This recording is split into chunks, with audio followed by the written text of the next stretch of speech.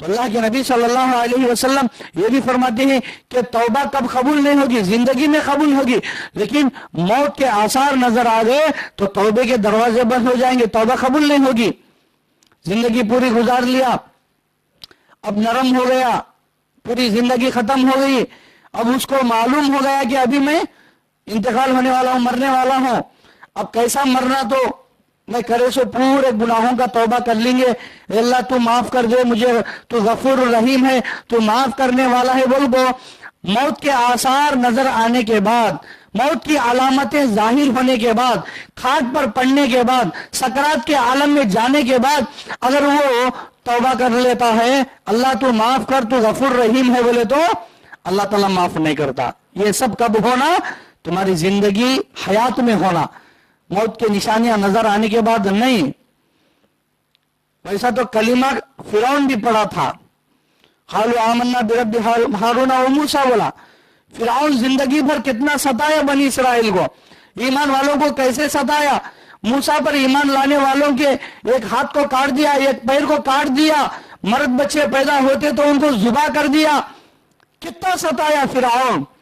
جب وہ سمندر میں ڈوبنے گیا تھا تو تب کیا بولتا ہے؟ آمنا برب ہارون و موسیٰ، میں ایمان لاتا ہوں موسیٰ اور ہارون کے رب پر۔ کلمہ پڑھا اس نے، ایمان لایا اس نے، کب؟ جب ڈوبنے جا رہا ہے، جب مرنے جا رہا ہے، اسے معلوم ہو گیا کہ میری موت ہے، اب میں بچنے والا نہیں ہوں۔ اب وہ کلمہ پڑھتا ہے کہ میں موسیٰ کے رب پر ایمان لاتا ہوں۔ یہ موسیٰ زندگی بھر بولے اسلام لے آیا، مسلمانوں میں سے ہو جا، ظلم مت کر، لوگوں کو مت ستا، اللہ کی توحید کو قبول کر لے، زندگی بھر سمجھائے نہیں سمجھا۔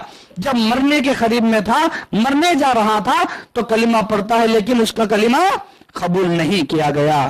تو میرے بھائیوں، ہمیں بھی ویسا کیا کرتے ہیں کہ زندگی بھر گناہ کرتے ہیں، اللہ کی نافرمانی میں گزارتے ہیں، شرک کے کام کرتے ہیں، کفر کے کام کرتے ہیں، اللہ ناراض ہونے والے باتیں بولتے ہیں، کتنے سارے ایسے ہم سے ہوتے ہیں۔ لیکن ہمیں زندگی میں توبہ کر لینا، مرنے کے بعد کیا بھی کرنے نہیں آتا۔ اگر کوئی ایسا گناہ کر بھی لیتا ہے، اگر اس سے نافرمانیاں ہو بھی جاتے ہیں، تو پھر اللہ تبارک و تعالیٰ سے توبہ کرنے کا مسئلہ اللہ تعالیٰ قرآن میں خود بیان فرمایا کہ تمہیں میرے رحمت سے مایوس مت ہو، میرے اوپر اچھی امید رکھو، وَأَصْلَحُ، اپنی زندگی کو سدھار لو، بے شک میں معاف کرنے والا ہوں اور تم کو اچھی راہ اور صحیح زندگی کا راستہ تمہیں بتانے والا ہوں۔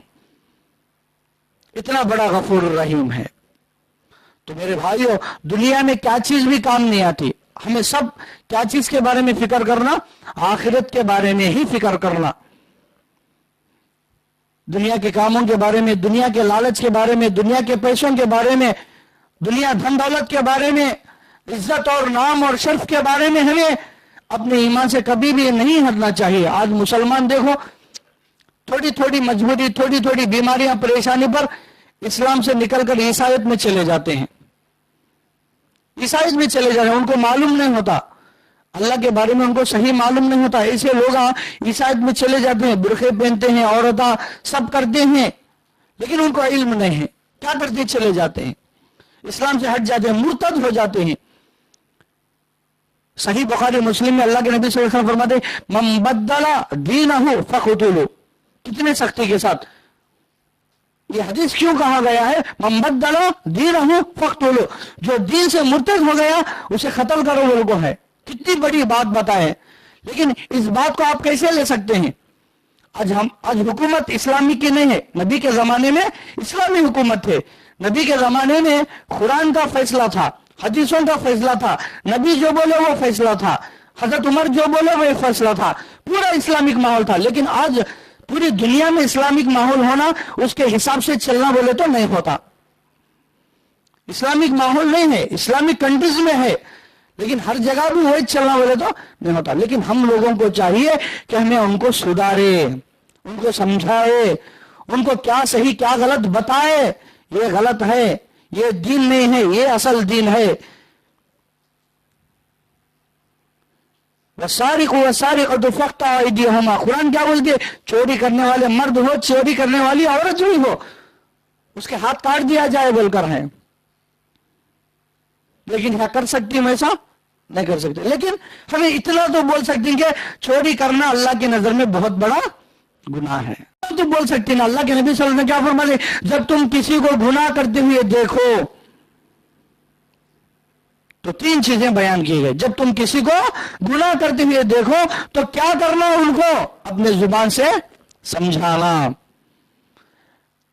ہاں اتنا سمجھانے نہیں ہے، تمہارے کو نہیں آتا، تمہیں قرآن پڑھ کو سمجھا سکتے نہیں، تمہیں حدیث بول کو ان کو فلاں گناہ کے بارے میں تاکید نہیں کر سکتے، تو کم از کم اپنے ہاتھ سے اس کو روکنا. بھائی جانو کو یہ غلط ہے، شراب پینے جانو کو تھوڑا رک. میں کسی کو بلا کر اس کے بارے میں سمجھاتا ہوں، بولنے لگاتا ہوں، کسی حافظ سے، کسی عالم سے، یہ غلط ہے، یہ غلط ہے. ہاتھ سے روکنا، گناہ کو روکنا، گناہ کرنے والے کو روکنا. اور تیسرا، ہمیں روکنے کی طاقت بھی نہیں ہے تو دل میں کیا کرنا؟ ہمارے ایمان کی کمزوری سمجھنا کہ ان جو کر رہا ہے وہ گناہ ہے. ہمارے اندر نہ زبان سے اسے روکنے کی طاقت بھی اتنا علم نہیں، ہمیں اس کو ہاتھوں سے رکا بھی نہیں سکتے، جانو کو بول کو. اب ہمیں کیا کر سکتے اس سے زیادہ؟ اب دل میں ہمیں اس کو برا سمجھنا ان جو گناہ کر رہا ہے. نبی کے زندگی میں صحابہ جب حرام ہو گئی شراب تو شراب کا خطرہ انہوں نے اپنے پیٹ میں نہیں ڈالے، لیکن بعض لوگ پیتے گئے، صحابہ نہیں دوسرے، لیکن ان کی سزا بھی ہوئی. زنا حرام تھا، کبھی غلطی سے زنا کر بھی دیتے تھے، دنیا میں ان کو دفن کر کے پتھروں سے مار کے سزا دنیا میں اس کی بتاتے تھے تاکہ دوسرے دیکھ کر اسے عبرت حاصل کرے نہیں کرنا. لیکن آج چوریاں چلتے ہیں، زنا چلتے ہیں، کھلے عام شراب پیتے ہیں، ہمیں ان کو ایسا سزا دینے آتا ہے؟ نہیں آتا. لیکن ہمیں ان کو سمجھانے کی طاقت رکھتے ہیں. تو ماحول کو ہمیں سدھار لینا، علم جاننے کے بعد، ہم کو معلوم ہونے کے بعد. یہ غلط ہے بول کو مجھے معلوم ہے، لیکن میں سمجھانا دوسروں کو. تم نے سنا ہے اللہ کے گھر میں بیٹھ کر، تمہارے رشتہ داروں میں، تمہارے بھائیاں ہو، تمہارے اور کوئی رشتہ دار ہو، جو بھی ہو، ہاں ایسا ہے، غلط ہے، ہمارے اسلام میں نہیں، شراب حرام ہے، زنا حرام ہے، غیر عورتوں سے ناجائز تعلقات نہیں رکھنا، حرام کام نہیں کرنا، ہمیں سنے ہیں، پڑھے ہیں. اب ہمارا فرض بنتا ہے کہ ہمیں دوسروں کو روکنا. ایسا نہیں کہ ہمیں بھی ان کے ساتھ بیٹھ کو گناہ کر لیے، ہمیں بھی ان کے ساتھ بیٹھ کو شراب پی لیے، ہمیں بھی ان کے ساتھ جا کر عورتوں سے ناجائز تعلقات رکھ لیے، ہمیں بھی ان کے ساتھ جا کر اللہ کے ساتھ شریک کرے، ہمیں بھی ان کے ساتھ میں مل کر اللہ کے ساتھ کفر کرے. بعد میں اللہ بہت بڑا ہے، معاف کرنے والا بول کو ہمیں روئے تو بھی اللہ معاف نہیں کرتا. کیوں؟ اس لیے کہ ہمیں سب جان کو کرتے ہیں. ہم سب کیا ہے؟ جان بوجھ کر کرتے ہیں. اس وجہ سے اتنے سختی کے ساتھ منع کیا گیا. اللہ تعالیٰ فرماتے ہیں ربنا لا تؤاخذنا ان نسینا او اخطانا. یہ دعا یاد کر لو آپ ہمیشہ، تلگو میں، انگلش میں، عربی میں، اردو میں، اس کا ترجمہ پڑھتے رہو. ہر نماز کے بعد تم دعاؤں میں یہ دعا پڑھو، ربنا لا تؤاخذنا ان نسینا او اخطانا. اے ہمارے رب، ہم سے جانے اور انجانے میں جو بھی غلطیاں گناہ ہمیں کیے ہیں اللہ تو ہمیں معاف کر دے بول کر روزانہ نمازوں کے بعد اللہ سے معافی مانگتے رہو میرے بھائیو.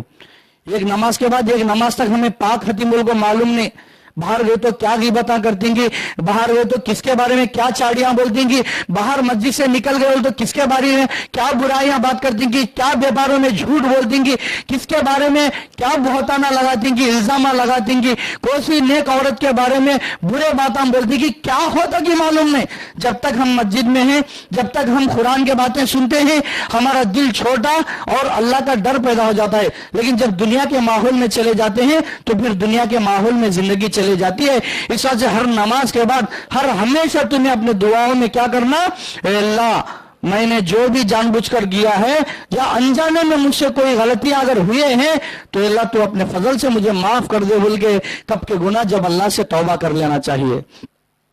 لیکن اللہ معاف نہیں کرتا، اللہ مجھے بخشتا نہیں، اللہ مجھے رحم نہیں کرتا، اللہ مجھے تکلیف میں ڈال دیا بول کے ہمیں اللہ سے کبھی بھی ناراض نہیں ہونا. زندگی کو سدھار لو، بے شک اللہ تعالیٰ بے انتہا رحم کرنے والا ہے.